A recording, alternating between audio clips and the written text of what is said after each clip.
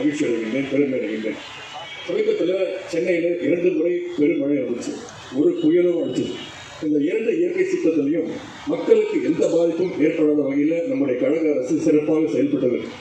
அதற்கான அமைச்சர் நேரு அவர்களுக்கு நான் என்னுடைய வாழ்த்துக்களையும் பாராட்டுகளையும் நன்றிகளையும் சென்னை மக்கள் சார்பாக தெரிவித்துக் கொள்கிறேன்.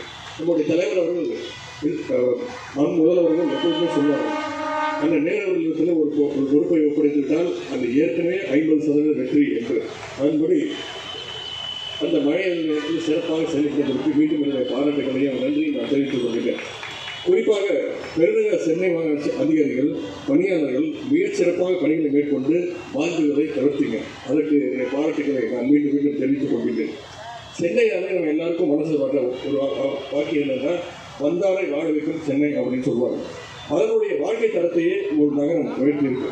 சென்னை பட்டணம் அப்படின்ற ஒரு கிராமம் இன்னைக்கு எல்லாருக்குமான மாநகரம்